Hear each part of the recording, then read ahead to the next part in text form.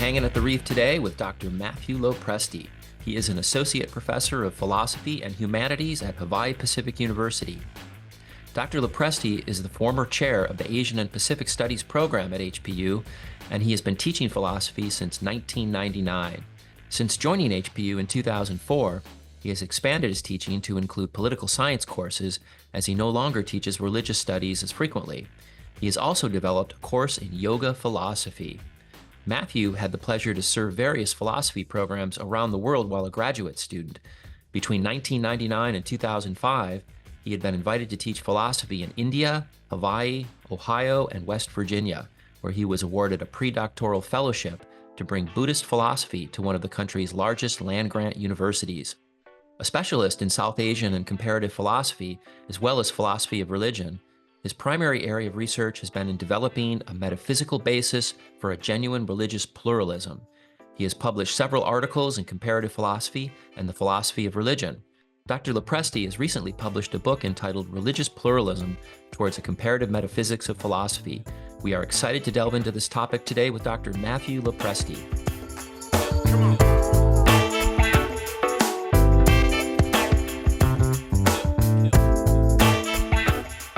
Welcome to the show, Matt. So you've got a book out on religious pluralism toward a comparative metaphysics of religion. Boy, that's a mouthful. But tell us a little bit about the book. And I mean, boy, it's a complex topic. But give us a bit of a summary of what the book's about and what the key points and takeaways you think are. Sure, and thank you for having me. The concept of religious pluralism, some people hear that word and they think you're just talking about a plurality or a multiplicity of religious traditions, and that's not really what this is about so much as looking at trying to explore ways that multiple religious traditions can actually be true at the same time. So you talk about a key concept in the book, the distinction between relativism and pluralism. Explain what that means, and I think you touched upon it with multiple things can be true at once. But give us more about that premise and what you think that key concept is. Right. This is where a lot of people, I think, falter when they're trying to make sense of other traditions being what philosophers or others might call true or valid. And a relativist would say something like, all things are equally true, all things are equally false. And one of the problems with that is that there's no real standards for logic. There's no standards for making sense of anything. When you say everything makes sense, then nothing makes sense. That's not what pluralism is. Pluralism has standards, logical standards, laws of reasoning that still have to adhere to those logical principles and make sense. But you can actually understand, if you understand, I think, a variety of the world's religious traditions, you could see aspects of them that are all share in some sort of a truth that we might call truth. It seems in our society today, whether it's politics or religion, everybody sort of has an either or belief, right? One thing can be true, and if that one thing is true, the other thing cannot be true. So as you talk about pluralism, it seems like you feel like that's an advantage. An advantage in belief is having that understanding that multiple things can be true at the same time, and there are probably common threads between many of those things. That's right. I think that's the right way to look at it. Instead of either or, it's both and we can see, and we'll get to some specifics later. It is important to note that this isn't going to suggest creating some new universalized religion. It's not saying that all aspects of dogma are true. Dogmas are always going to be different, and there's going to, that's not something I try to tackle, but rather looking more specifically at what I call the ontological or the religious ultimates. That is God, Tao, Brahman, Nirvana, emptiness. These sorts of fundamental metaphysical realities of these traditions do not have to conflict with one another if you have a metaphysics that is a process metaphysics that can make sense of them. It's a deep topic and a complex topic. I'm sure that you've done a lot of research. Was there something that initially sparked your interest in this topic? Was it something at a young age? But tell us a little bit about your history and your journey. Your early life influences. Did that influence your desire to pursue this as a line of work, for example? It really did. It was a personal, spiritual, existential journey for me.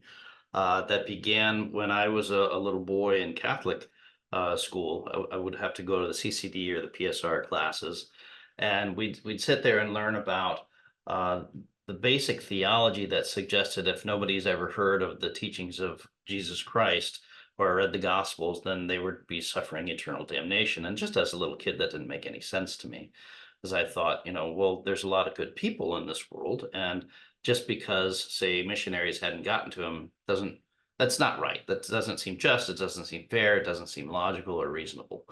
And that was really the beginning for me to try to make sense of a world where there was a loving, caring God, but also and then as I got older, learned about other religious traditions, and was really enthralled by some of the teachings of, like, say, the Buddha, Confucius, and I ended up doing my PhD in comparative East-West philosophy so that I could have a deeper understanding of those.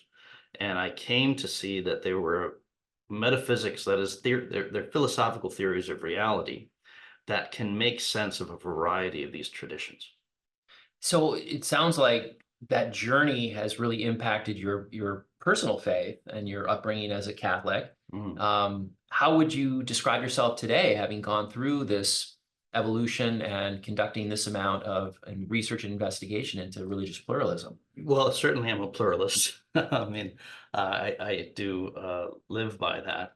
I was Catholic as a child, and I went through college, and I wavered quite a bit, lost my faith actually, until I discovered process philosophy and process theology that could actually make sense, more reasonable sense of a concept of God or deity, that I think works with our contemporary understandings of physics and what we know or think we know about reality. And around that same time, I was studying the Buddhist tradition and the South Asian tradition, and I lived in a Buddhist monastery for a good part of a year when I was in grad school doing my PhD, and it changed my life. It absolutely changed my life, and I had, frankly, deep religious experiences from both faiths, and that um, led me on a journey that led to this book. Would you today, having studied to this level, consider yourself, spiritual and not religious, or Uh, religious and not, and both religious and spiritual? But how would you define your own faith at this well, point? I'm glad you phrased it that way, because my next project, my next book that I hope to write is going to basically be called Spiritual but Not Religious. There's so many people who identify that way. And I must admit, I too find that more accurate for my spiritual life than any um, organized, institutionalized religion. I think a lot of people are more and more allergic to those things for various reasons. But I would put myself in that category too, of being much more spiritual than properly religious in an institutional sense. A lot of people that are scholars of religion and world history, they look back at our evolution as humans and the societies and civilizations that we've come and gone throughout our time, and they would say that religion is often at the heart of many of the strifes of humanity and Mhm. cause conflict. How do you view religion in the context of global politics and dynamics that are facing the world, and all the polarization that we see both politically here in the United States or really around the world? Yeah, there is a lot of overlap between the injustices in this world and the abuses of organized, institutionalized religious structures, be they kind of informal structures that are built into stratification of society, or be they actual institutions, say like the church. There's been a lot of abuse, and a lot of unfortunate evils of man have manifested through whatever aspects that they can get their hands on, and religion, institutional religions, aren't immune to that. I do focus in my book quite a bit on interreligious dialogue, so that people from various religious traditions can find common ground and work to a deeper understanding that hopefully avoids a lot of the violence that we have seen throughout history, and hopefully won't see as much in the future. But this has application to all sorts of diplomacy between groups that disagree, be it religious. In believing that the exploration of different religions can lead to a more enlightened person and understanding of the common threads that maybe connect those religions, how do you view religious the plurality of religions that exist today? And you mentioned Catholicism and Judaism and Buddhism, and is it your belief that all of those religions have a common base or belief of understanding, and they're all offshoots of a very similar Hmm. belief that humans want to have in some supreme being that can provide meaning and purpose in people's lives? I'm glad you phrased it that way, because that can be the tempting takeaway, is this kind of perennialism or perennial philosophy, and that's not what religious pluralism is. Instead, what it is trying to understand religious traditions from their own perspective. If you're able to, so I studied Sanskrit, for example, and I have several Sanskrit translations in the book from the Bhagavad Gita. So I had a deep enough understanding of these South Asian traditions to understand them from their perspective, rather than say what a religious inclusivist might do, which is to say, I'm going to make sense of your religious traditions in terms of mine, and I'm going to value what's in your religious tradition in terms of what's valuable to me. And when I see myself reflected or see my religious tradition reflected in yours, rightly or wrongly, now I give value to it. That's not what pluralism is so much, but rather an authentic attempt through dialogue to open yourself up to being changed and understanding the world from an entirely new perspective. Because these traditions, though they may talk about love and compassion and various aspects of God, it doesn't mean they're talking about the same thing at all. But reality can be complex enough that it can accommodate multiple traditions.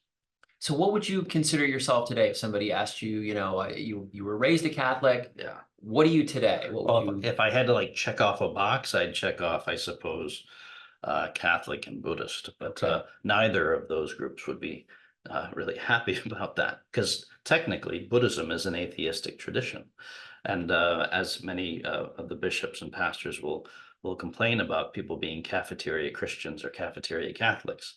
And a lot of what my work actually is aimed at doing is pushing back and providing a rigorous philosophical argument that allows for this worldview of pluralism and spiritual but not religious to make logical theological sense.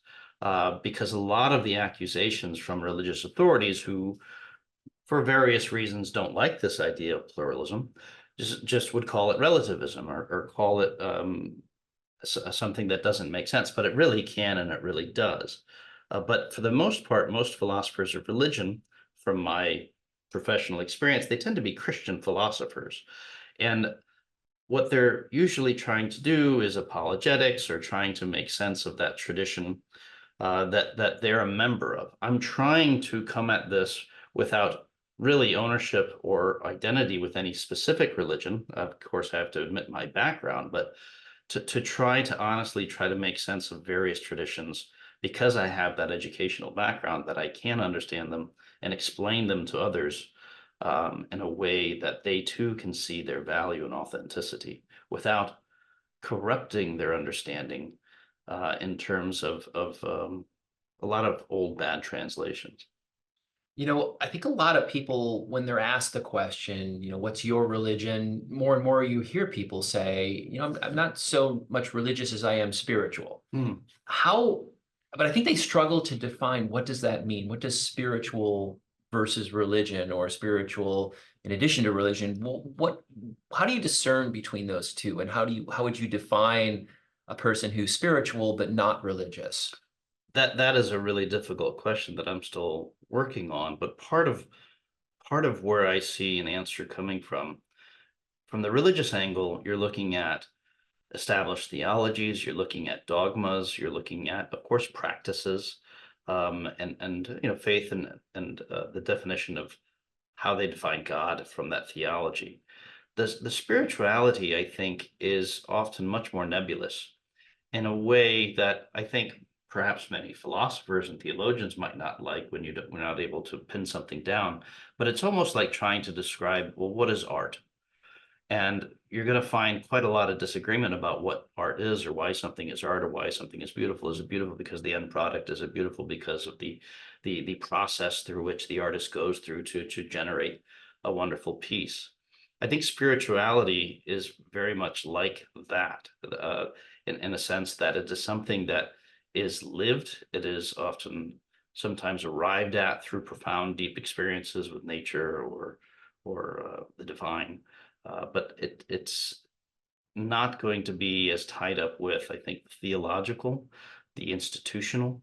In fact, it's often, I think, a anti-institutional view of religiosity or spirituality. Those, I think.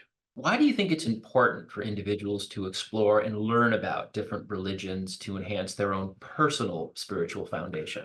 Yeah, that's great because that's what my whole last chapter is about. In fact, in that last chapter, I take to task Pope Benedict XVI, and he was a philosopher of religion before he was the Pope. And he's one of the philosophers who I think who make this error of seeing pluralism as a relativism. And the it is vital to have that comparative understanding.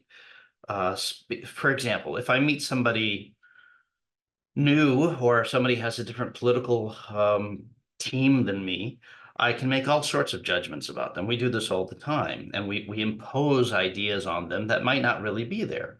And we often do not take a charitable view of why they've done something. We often attribute not so charitable views for why they've done something. And when we take the approach rather, and really based on two things. One, I don't know everything. My tradition doesn't know everything. And two, there might be other things out there in the world that are worth learning from other people, from other traditions.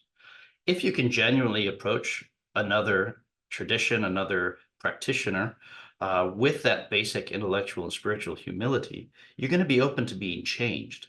And so much, I think, of some of these religious traditions who make it their business to try to convert everybody all the time, that if that's what you're on about, you'll never learn. You will never learn about another tradition because all you want to do is tell them why you're right and why they're wrong. You're never going to be open enough to be changed by what is clearly a long-standing, powerful tradition that they are an adherent of. And you only want to know just enough to twist it and do some sort of spiritual judo and convert them. That's not dialogue. That's not something that's going to, I think, lead to peace. And it's certainly, I think, actual, and this is some of the irony that I think I conclude with the book. If you're actually genuinely deeply religious or spiritual, I argue that it is incumbent upon you as a spiritual pilgrim, as some of these traditions call it, it's incumbent upon the spiritual pilgrim to be open to genuine dialogue, to be open to being changed by others. And whatever the narrative, if it's, say, the Catholic tradition, that that shouldn't be such an alien concept to be open to being transformed by, say, the Holy Spirit through others, right? And that might actually come from unexpected sources and ways. And so there are aspects built in these traditions to be more open and less closed and dogmatic. But we have to find ways to tap into that. It seems, just even the last decade or so in particular, that our society here in the States, but you could argue globally, continue to move towards more compartmentalization of beliefs and delineation and less of a pluralistic view of acceptance of whether it's other people's political beliefs or religious beliefs. So we tend to want to run and go back into our tribe, right? And stick with the people that believe what we believe, and the dialogue shuts down and we don't communicate with each other in ways that extend their thinking beyond maybe the very pragmatic view that they've developed by interacting with people who are from the same tribe. That's right. I think that's really a key to getting out of this sort of rhythm that we've fallen into, is really being open to listening and discussing and understanding somebody else's point of view before you start to state what you believe and try and, as you said a minute ago, convert them to your belief. Yeah. So it seems like we've lost the ability to have constructive dialogue about topics, and we just want to sell somebody else on our perspective. I think sadly you're dead on there. And I see this dichotomy really can be boiled down to the difference between being guided by fear or being guided by love. And when we're guided by fear, we do get more closed off. We do run back to our tribes. We do tend to be less charitable towards others in our interpretations of their intentions and beliefs and religious traditions or politics, right? we then fall into these dichotomies of you're either with us or against us. If you're of this particular political or religious ilk, then you're evil. You're not just misunderstood, you're evil, right? We see this more and more. Whereas when you approach it from love, it is about understanding. It is about this default of, I don't have all the facts. I don't have this absolute knowledge, and neither does the traditions from which I come from, as based in them as I am, as even as firm as I might be in my beliefs with them. There are other good things out there, and what we can get to is an understanding without embracing. Some people, I think, are, I guess, sometimes afraid to even open to trying to understand another political perspective, much less a religious perspective, out of some perhaps fear that they might get, I don't know, converted. But I don't know that it's Or a it might be bad more that thing. it destroys their values and beliefs. Yeah, So that's, it's yeah, and they do have, and I have to see this all the time in the classroom. What I try to tell my students is I try to challenge them with new ideas so that they become comfortable challenging their own beliefs and worldviews, not just in the classroom, but when they go out into the world. Because if your perspectives and views and beliefs can't stand up to challenges, then they're not worth very much. It's just something that you're tightly holding on to. But if you haven't really wrestled with it, and as many as traditions tell us, we need to wrestle with our faith. It's not it's not these metaphors of wrestling with angels, for example. There's some depth to be taken from that about wrestling with your faith, so that you do struggle with doubt, you do struggle with questioning, and that's good. That's good for growth, right? how do you address the challenges and the criticisms that religious pluralism might face from those that really believe in the exclusivity of their faith? Mhm. Yeah. So when you're trying to do genuine dialogue, you're going to encounter people, whether it's a religious or political, you're going to encounter people who are just either cultish about their perspectives or just unopened to ever being moved. This isn't for them. That's something that there's some deprogramming that has to happen from their end, before they can really be open to, I think, encountering the love of their fellow humans. And how would they even get that today? Yeah, Can they get that's there? not that's not what this is about. They need a doctor of psychology, not philosophy. But and so I admit that, because this isn't going to be applicable to everybody. This isn't going to be applicable for everybody. What it is geared towards is, I think, the growing masses of millions and millions of people who are moving away from institutional religion because they begin to get an education and they learn about these other traditions, and they're like, wow, that makes a lot of sense what the Buddha said. That makes a lot of sense what says in the Bhagavad Gita.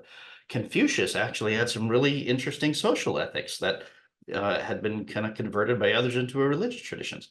Those are wonderful and interesting. And what that does sometimes for some is it creates doubt for their own tradition. It needn't do that, but it can. And when it does have that conflict, it really comes from a place of people in that tradition or that tradition itself saying, don't engage others, don't learn from others, just convert them. And people, I think, are getting more and more wise to the fact that there's a lot of wise people throughout history from various traditions that are worth listening to. And so they tend to move towards a more pluralistic perspective, but they lack the metaphysical grounding to make sense of it, right? This is not creating a new religion, but rather a philosopher, myself, based on the work of others as well, that says this can make sense. You're not crazy.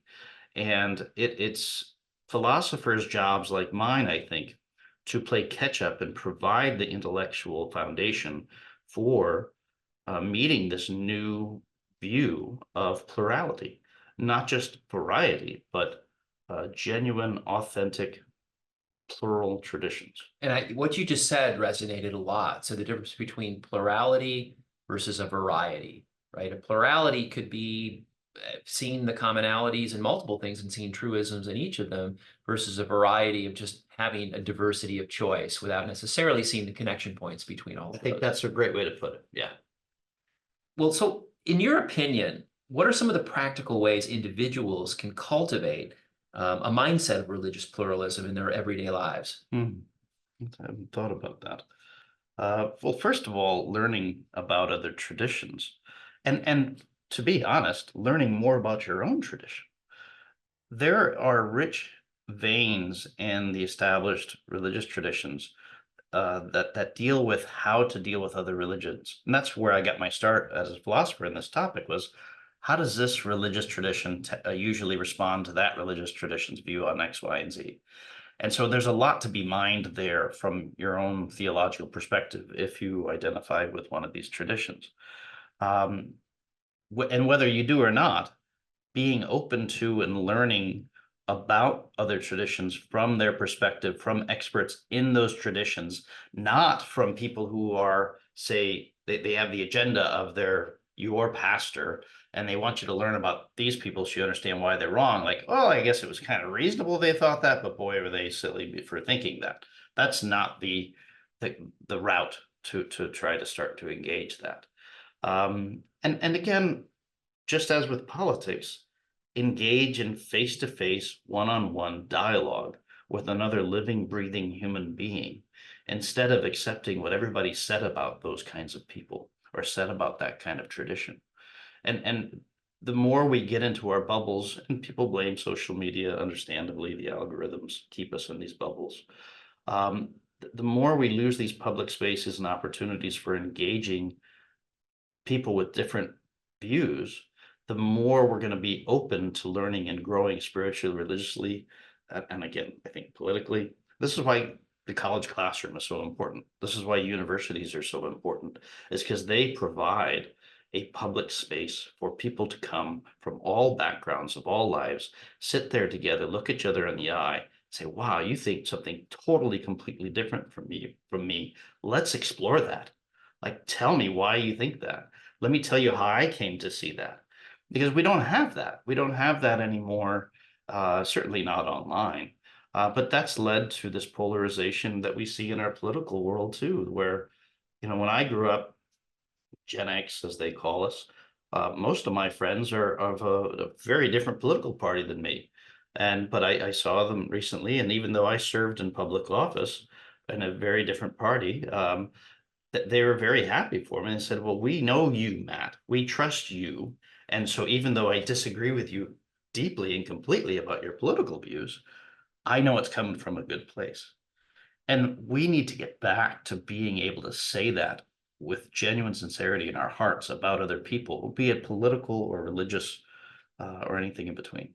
I'm glad you brought up, the university's role as a facilitator of dialogue, not an advocator for one particular point of view in anything, Mhm. but bringing people together to learn more holistically about a concept, and to present opportunities to be intellectually curious, to be constructively critical, perhaps. Mhm. But I think our role here in the university is to facilitate that dialogue and to help break into those bubbles and say, we're not advocating for anything in particular. We're trying to provide more information so that you can become more informed and more discerning in the views and the perspectives that you choose to take. Absolutely. One of my favorite, just a side note on that, one of my favorite things to do in some of my more advanced classes is I'll do a survey of students on their particular views or beliefs on a particular issue. And then I'll put them into groups of, say, pros and cons, and I'll make those who are opposed to something give the best possible argument and writing assignment in favor of something, and those who are in favor to argue against it. And there's no greater way to understand the strength or faults of your own viewpoint when you are made to actually articulate with charity and understanding something that you really disagree with. And everybody comes out of those with a deeper appreciation, understanding. It's not about changing their views. Very few of them do end up changing their views, but the views that they had are more enriched now by that experience. I've seen that technique used, and boy, what a great way to get somebody to stand in somebody else's shoes and to see another perspective about an issue. And I've seen it done more times than not. It becomes breakthrough thinking for that person Yeah. to see things from another point of view. So that's one way that educational institutions can integrate the principles of religious pluralism, into their everyday activities by presenting information, debates, discussions, from subject matter experts on different religions and presenting those foundational beliefs and letting people better understand and become educated about those. Can you think of other ways that universities can, even within the curriculum, foster the concept of pluralism, whether it be in religion or other ways that students, for example, can become more holistically educated and more informed about a diversity of perspective? I think that's the rigor of a general education program. That is, for those who aren't familiar with it, whatever your major is, there are a variety of disciplines that you have to study and learn from. It changes from time to time to theme, from disciplines to themes or whatnot, but it's through the general education programs that you have the opportunity to, say, take religious studies classes, world religious traditions, where you learn about these traditions, or philosophy classes like mine, or humanities classes where you're reading great books from them.